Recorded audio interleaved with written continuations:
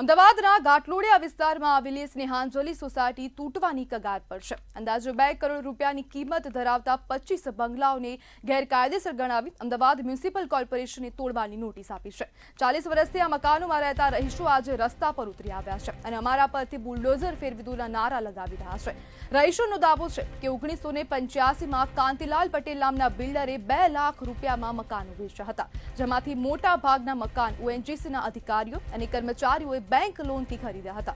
40 વર્ષ સુધી property card, tax અને તમામ દસ્તાવેજો હોવા છતાં હવે અચાનક જમીનનો મૂળ માલિક કોઈ બીજો હોવાનું સામે આવ્યું છે. જમીન માલિક ધર્મેશ પટેલ સુપ્રીમ કોર્ટમાં કેસ જીતી જતા એએમસીએ તોડકામની તૈયારી કરી દીધી છે. બીજી તરફ બિલ્ડર સામે ફરિયાદ કરવા ગયેલા રહીશોની પોલીસે ફરિયાદ પણ લીધી નથી અને ક્યાંક ને ક્યાંક હવે રહીશો દ્વારા એવો આક્ષેપ પણ કરવામાં આવ્યો છે કે જે પોલીસ છે તે હવે જે આ બિલ્ડર છે તેની સાથે મળેલી છે.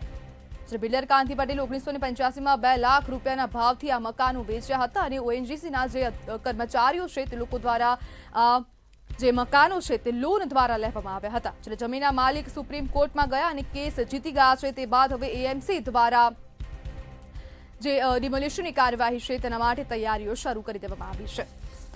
ત્યારે આપણી સાથે સ્નેહાંજલિ સોસાયટીના રહીશ ડિમ્પલ પટેલ જોડાઈ ગયા છે.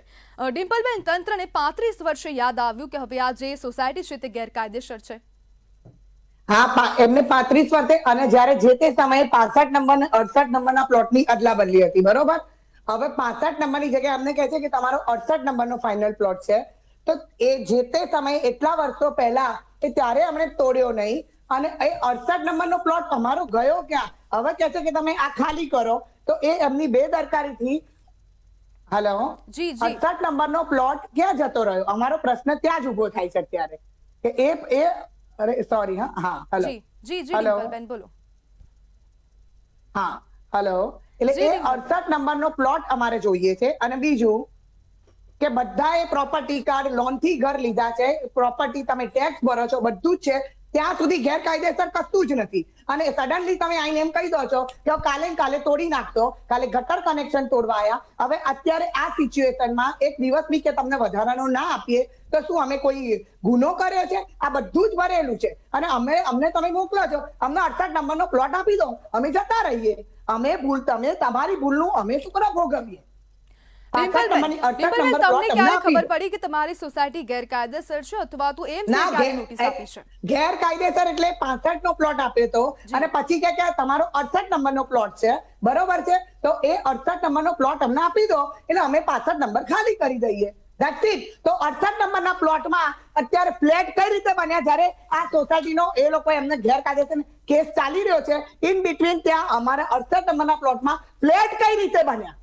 મારે એ જવાબ જોઈએ છે કે જો અમારા પ્લોટ એમ કે છે કે તમે ભૂલથી આ પ્લોટમાં બનાવ્યું, જે બી બિલ્ડરોની કે જે બી જે વાત હોય, તો 68 નંબરનો પ્લોટ જે સ્નેહાંજલિ સોસાયટીના નામનો છે એ ક્યાં ગયો?